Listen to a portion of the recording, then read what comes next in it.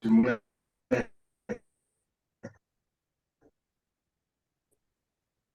Ya, kita mulai ya.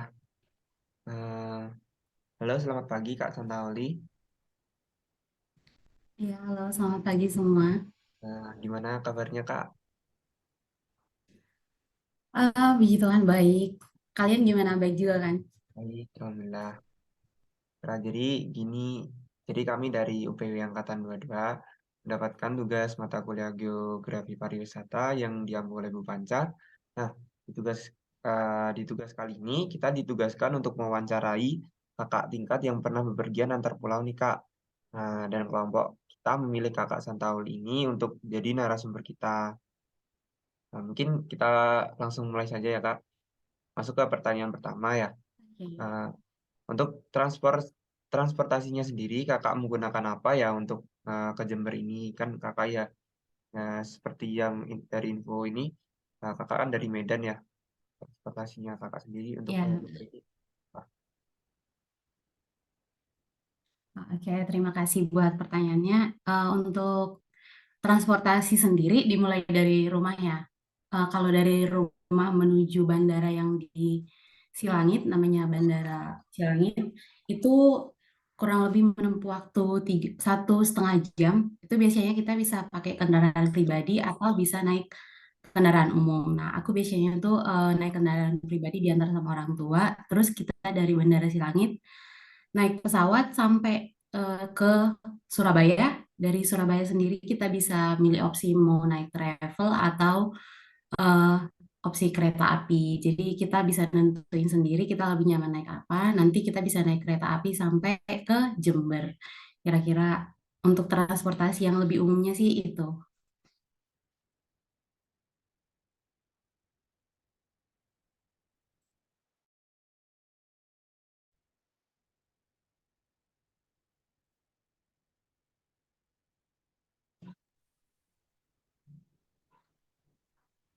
oke Kak, lanjut ke kedua ya Kak.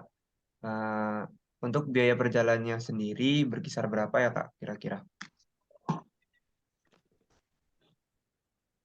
Oh, mungkin yang diurutin dari yang paling mahal dulu ya. Kalau tiket pesawat itu memang tergantung dari maskapainya sendiri. Biasanya kalau aku itu naik Lion Air atau enggak Batik Air karena kebetulan dari sananya adanya itu.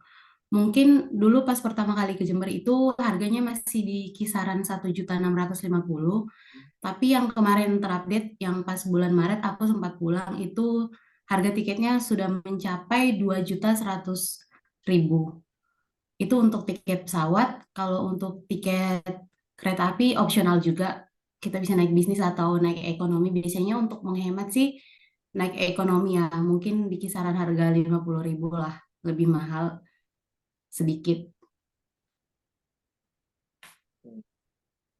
Jadi lanjut ke coba yang ketiga. Adakah coba ya Kak, adakah motivasi kakak mengambil kuliah di Jember ini karena kan juga kakak ini kan jauh kan dari Jember ini dan dari kota Medan, nah itu motivasi kakak itu. Eh, Mungkin untuk motivasi, aku kalau di Medan sebenarnya bukan orang yang tinggal di kota banget. Hmm. Bisa dibilang cukup pedalaman. Nah, kalau di situ tuh kalau dilihat-lihat itu tingkat pendidikannya memang masih cukup rendah karena kesadaran masyarakat untuk pendidikan ya sedikit lah yang lebih tinggi gitu. Aku dari SMA itu eh, lebih gimana ya dimotivasi sama orang tua tuh kayak cari pengalaman tuh keluar aja. Jadi dari SMA memang sudah dibiasakan untuk cari sekolah yang lebih bagus meskipun itu di luar kota. Nah, untuk kuliahnya sendiri, itu memang aku termotivasi dari dulu pengen masuk UB. Cuma dengan tingkat persaingan yang cukup tinggi dan pilihan jurusan yang memang cukup beresiko lah. Sedangkan aku dari sekolah yang bisa dikatakan masuk 1.000 terbaik juga kayaknya belum tentu. Jadi waktu itu sempat nggak keterima di UB, terus kebetulan ada temenku ngasih info kalau dia itu keterima di Nah, setelah itu aku cari-cari informasi di Jember, terus aku lihat kayaknya tingkat motivasi masyarakatnya untuk belajar di sini tuh lebih tinggi gitu.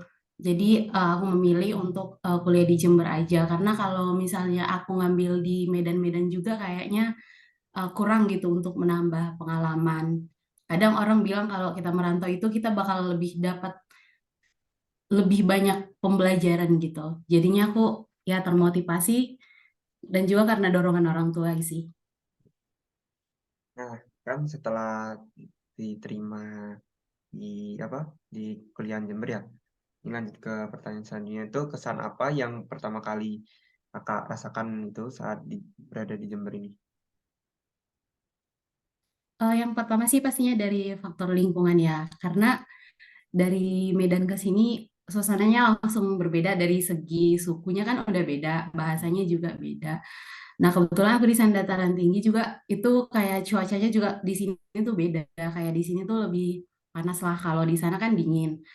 Untuk yang paling ketara banget sih itu dari segi bahasa ya, karena kita harus benar-benar menyesuaikan. Apalagi aku yang dulunya tuh tinggal di lingkungan yang mayoritasnya itu orang Batak. Jadi jarang mendengar bahasa Jawa, bahasa Madura. Pas aku ke Jember, aku mulai harus beradaptasi lagi nih sama bahasa-bahasa yang ada di sini. Meskipun memang lumayan sedikit susah, tapi ya namanya kita harus bisa menyesuaikan. Ya meskipun teman-temanku memang cukup mengerti gitu, jadi mereka nggak yang terus-terusan harus ngomong pakai bahasa Jawa. Mereka kadang bahasa Indonesia. Kadang tuh kalau memang aku penasaran, aku bisa nanya ke mereka. Yang paling terasa tuh orang-orangnya lebih ramah ya. Karena kebiasaan tinggal di sana tuh orang-orangnya memang sering berbicara dengan intonasi yang agak tinggi. Jadi kesannya kayak orang marah-marah. Orang yang ngira aku sering gara-gara terbiasa dengan ya intonasi yang begitu. Tapi untungnya teman-temanku ini sih lebih cepat ngerti gitu. Jadi mereka nggak yang terlalu takut lagi. Dulu sih masih takut-takut yang ngajak ngobrol atau mau ngajak bermain gitu keluar. Kalau sekarang sih mereka udah lebih paham dan malah kadang mereka udah ikut-ikutan lah. Baik. Jadi ada ya kak ya kak kesan yang gitu ya baiknya, ada yang kayak ada anehnya gitu ya. Nah, eh, masalah itu Yes. jadi apakah ada kultur shock atau kebiasaan yang bikin kakak kaget setelah menetap berapa tahun di sini untuk kuliah? Karena ya kalau di sini sebenarnya bukan dibilang culture shock karena di sini makanannya lebih murah. Tapi dari segi rasa itu sebenarnya benar-benar beda sama di sana gitu. Kayak dari segi lombok atau apa gitu bumbu-bumbu dapur kadang masih kayak nyari yang di sana sama di sini lama makan udah mulai terbiasa sih. Oh, jadi dari makanan ya kak. Jadi kalau mungkin ya dari culture shocknya mungkin. Iya, lebih iya benar. Nah, menurut kakak ini makanannya enakan mana nih? Di sini atau di sana kira-kira?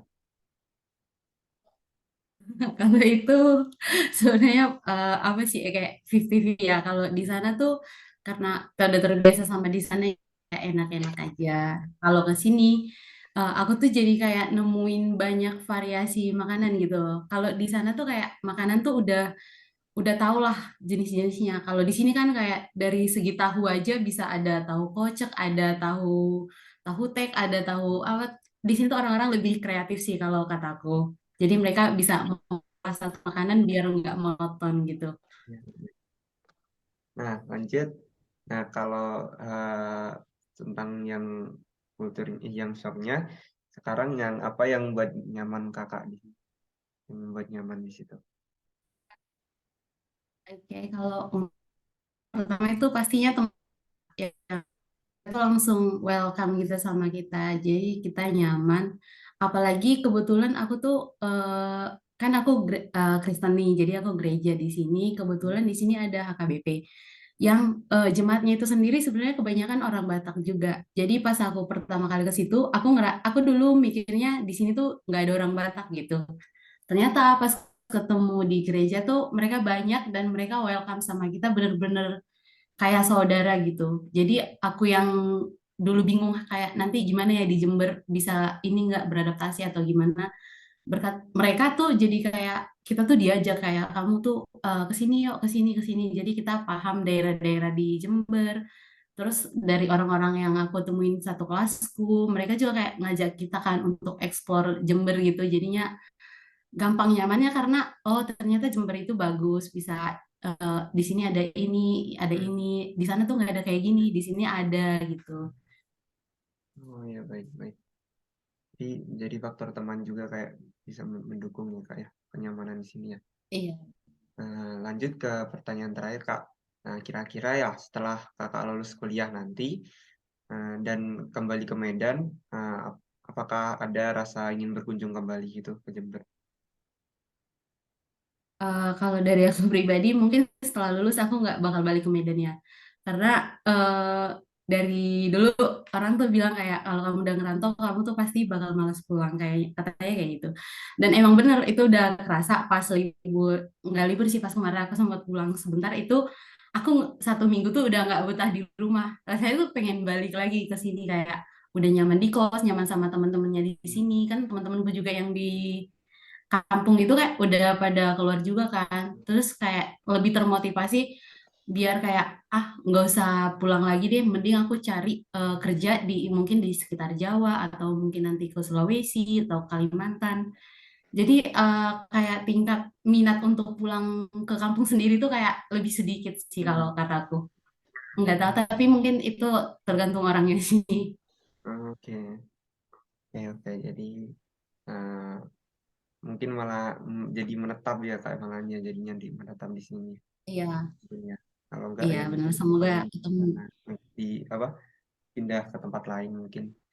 Nah itu mungkin Iya, hanya itu saja Kak pertanyaan-pertanyaan dari kelompok kami. Terima kasih untuk meluangkan waktunya eh, dan maaf juga jika mengganggu waktunya. Dan itu cukup itu saja mungkin dari kelompok kami. Selamat pagi.